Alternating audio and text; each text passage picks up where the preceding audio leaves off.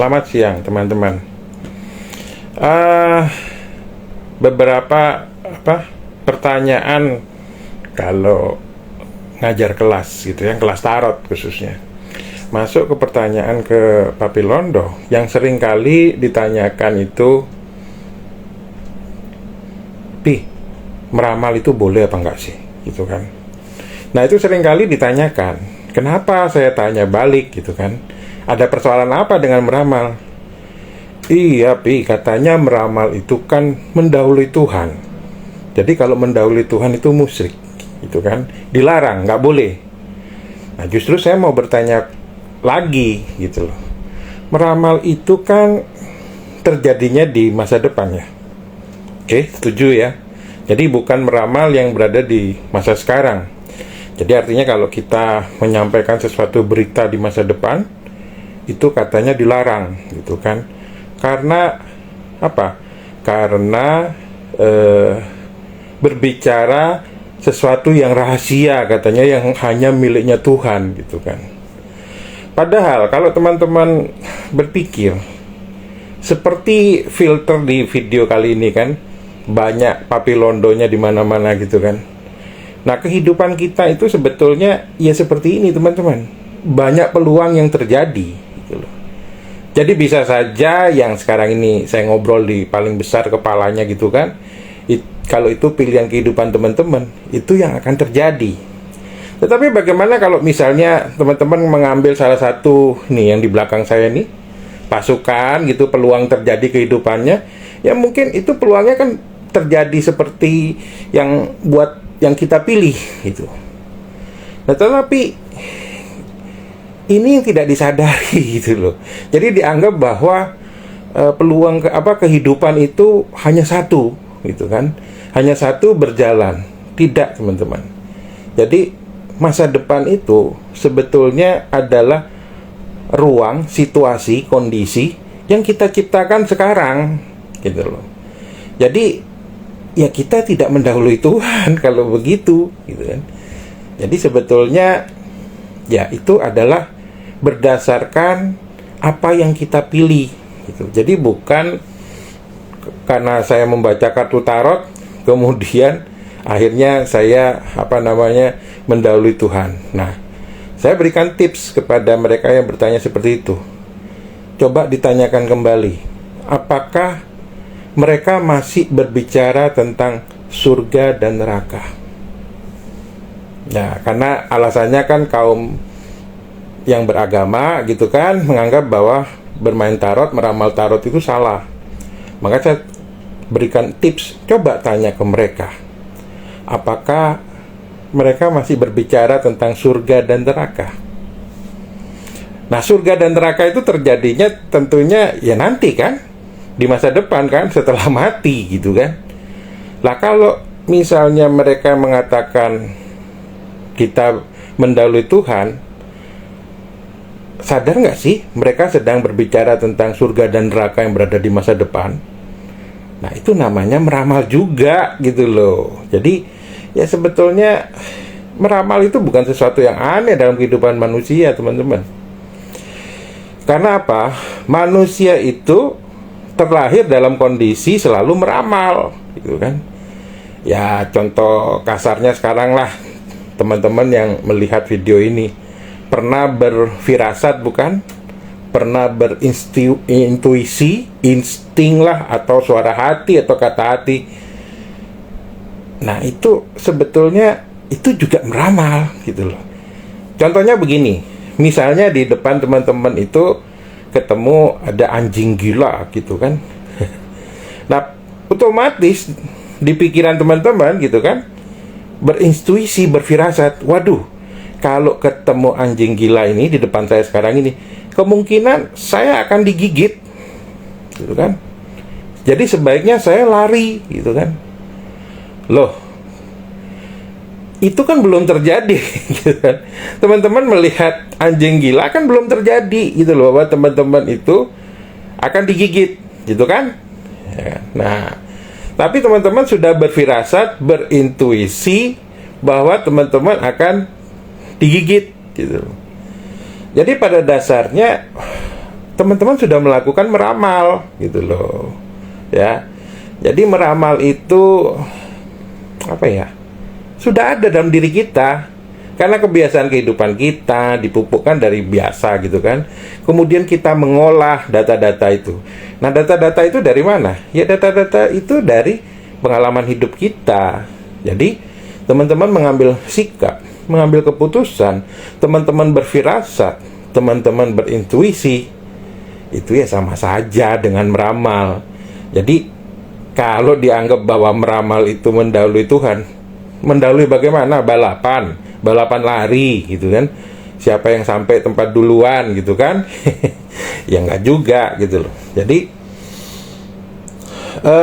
kenapa ini dibuat topik live ya, karena selalu banyak pertanyaan yang masuk ke Papilondo itu seperti ini. Walaupun sudah berbagai contoh diberikan, tapi ya semoga live ini, penjelasan ini gitu kan ya, dapat memberikan pencerahan baru. Jadi meramal itu bukan hal yang asing buat manusia, karena meramal itu sudah ada, sudah terjadi pada saat manusia hidup. Jadi selama perjalanan manusia hidup itu ya otomatis manusia itu berintuisi, berfirasat. Karena intuisi, firasat itu sama aja dengan meramal. Hanya perbedaannya, kalau bermain tarot, meramalnya itu menggunakan kartu tarot. Tetapi kartu tarot pun, meramalnya pun bukan sembarangan gitu loh. Jadi ada aturannya, ada pakemnya. Nah, jadi mereka yang selalu menuduh bahwa bermain tarot itu mendahului Tuhan lah, dilarang lah, musyrik lah, ya karena mereka nggak paham gitu loh. Nggak paham bahwa kartu tarot itu ada aturannya. Nah, kenapa tarot juga harus dibaca dengan aturan? Ya sama aja kalau teman-teman sekarang di kehidupan ini semuanya berjalan acak, random begitu, seperti sakarepnya dewe kalau orang Jawa bilang gitu. Ya semuanya bakalan menjadi tidak teratur, bisa bertabrakan gitu kan. Makanya kartu tarot harus dipelajari gitu, supaya jelas, supaya pakemnya itu dipahami, dimengerti. Karena seperti tadi dijelaskan bahwa meramal itu merupakan analisa dari data-data yang sudah terjadi. Jadi pengalaman hidup kita itu menyimpan memori kan di kepala kita gitu kan. Nah, itu anggaplah seperti background ini kan, kepala saya kan banyak di sini kan. Nah, anggaplah itu data-data. Nah, data-data itu tersimpan di memori kepala kita. Nah, data-data yang istilahnya pengalaman hidup yang nggak terlalu penting gitu kan, itu berada di memori kepala kita, itu yang paling bawah, disimpan di paling bawah gitu loh. Ya otomatis lah, sama seperti kehidupan kita, barang-barang yang kita pakai otomatis kita taruh di tempat-tempat yang mudah dijangkau. Jadi pada saat kita membutuhkan, maka data-data yang ada di atas, memori yang ada di atas itu gampang diambil. Nah, sementara data-data yang berada di bawah, ya itu nanti kalau dibutuhkan. Nah, data-data ini yang sudah terjadi itu dianalisa gitu loh. Jadi yang menganalisa siapa? Ya kepala kita lah, otak kita lah. Nah, cuma kalau dengan kartu tarot kita dipicu, jadi dipicu, oh data-data yang keluarnya ini. Jadi kita seolah-olah melihat apa yang harus kita sampaikan. Jadi bukan mendahului Tuhan yang bagaimana. Jadi nggak usah lagi lah berpikir bahwa mendahului Tuhan. Nggak ada, itu sudah ada dalam diri kita. Jadi selama kita bisa berintuisi, selama kita bisa berfirasat, selama kita bisa memiliki suara hati, kata hati, itu sama saja dengan meramal. Karena segala sesuatu yang firasat, sesuatu berintuisi, sesuatu suara hati, sesuatu kata hati, itu terjadinya di masa depan dan belum tentu terjadi.